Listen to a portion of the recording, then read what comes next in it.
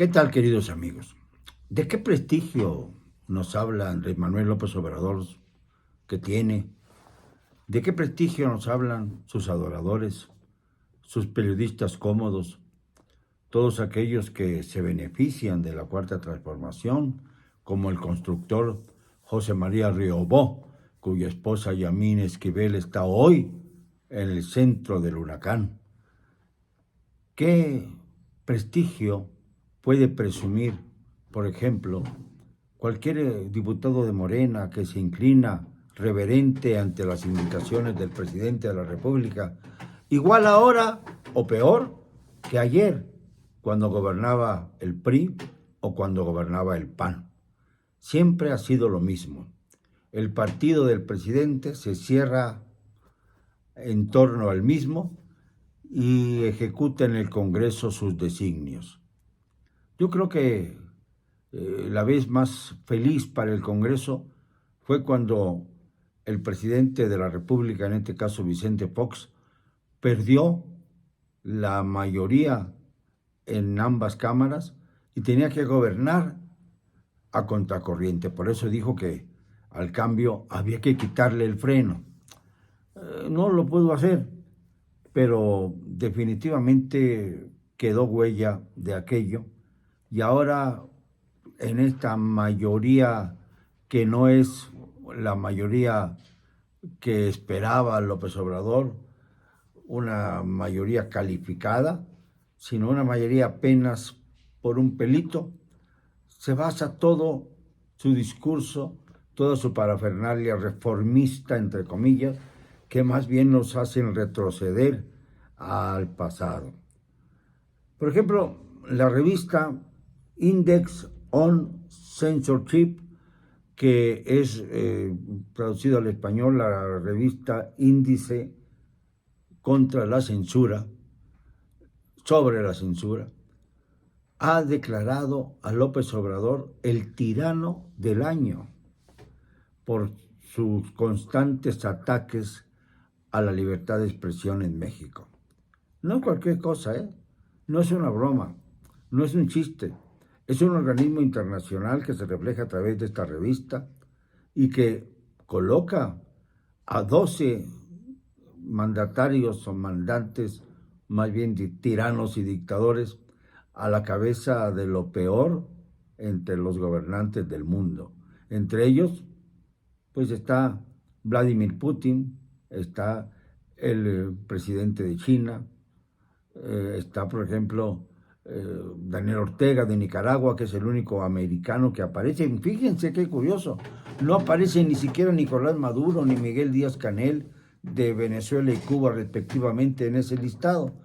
Así que Andrés Manuel está colocado por arriba no solamente de ellos, sino de todos los demás postulantes, digámoslo así, que había colocado esta revista de Índice sobre la censura que se publica internacionalmente.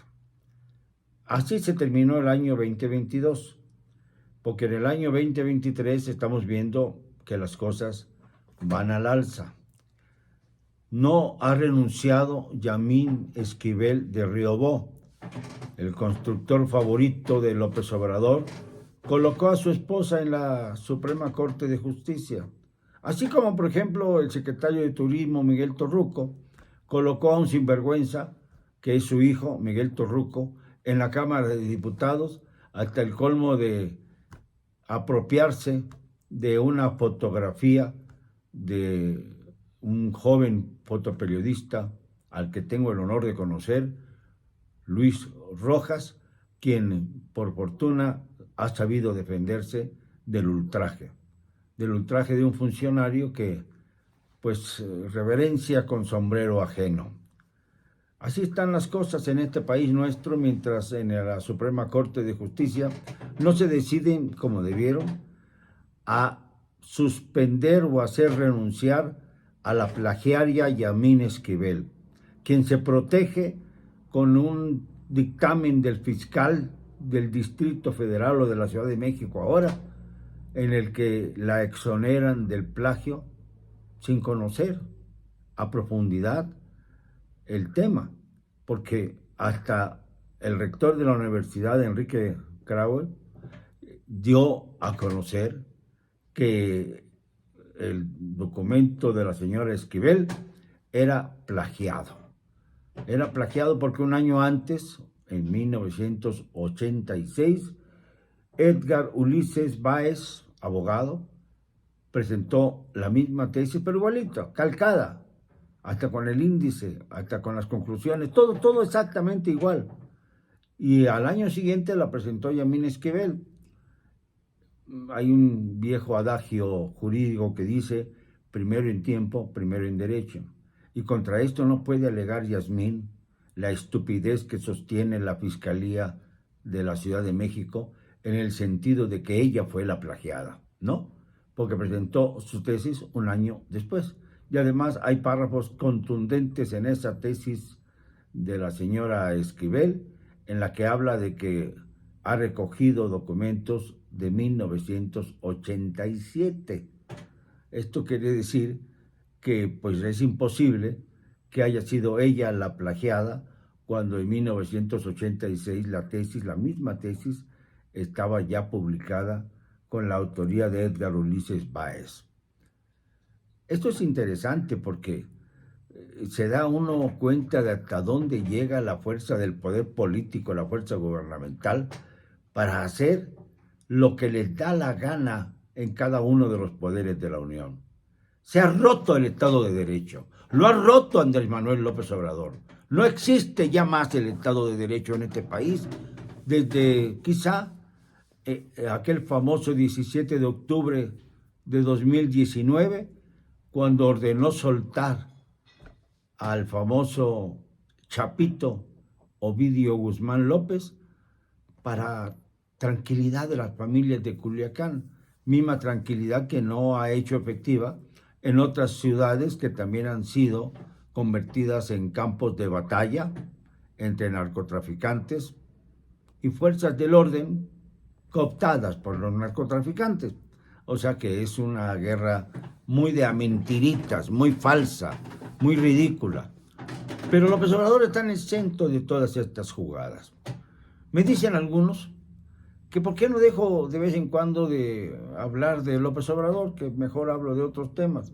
Pues he hablado ya de la muerte del Papa Benedicto XVI, mencioné a Pelé, pero desgraciadamente el núcleo de las informaciones falsas, de las mentiras que manipulan al colectivo y que le hacen un grave daño a la democracia en México, surgen del Palacio Nacional. ¿Quién lo dijera?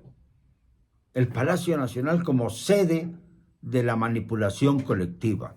El Palacio Nacional con sus mañaneras que ahora están defendiendo con locura los AMLovers, los que quieren a como dé lugar que los caprichos de López Obrador se dejen pasar, defienden las mañaneras, ahora están empeñados en una campaña a favor de las mañaneras, porque hemos dicho nosotros que debieran desaparecer las mismas, porque no tiene ningún sentido dedicarle tantas horas al día a informar de mentiras, de especulaciones y manipulaciones a la opinión pública, mientras el dinero se gasta a manos llenas. Detrás de cada obra icónica o emblemática del señor López Obrador hay negocios y negocios y negocios multimillonarios de por medio. Esto no es un cuento, estos son hechos incontrovertibles. Lo que está ganando por el trazado del Tren Maya en materia de contrabando de maderas finas, ni siquiera es motivo de un trato dentro de sus famosas mañaneras, ni siquiera es argumento para él. Estamos hablando de miles de millones de dólares que se fugan a través de Guatemala, en donde casualmente el embajador Romeo Ruiz Armenta es esposo de la gobernadora de Campeche, la bailarina cabaretera Laida Sansores San Román. Este es el México que recibimos en 2023 los mexicanos. Un México lleno de contradicciones, profundamente repleto de infamias y absolutamente condenado por la historia. Quiéralo o no, el señor López Obrador. perdóneme, no me van a callar. Y lo digo hoy y siempre, con cero cobardía.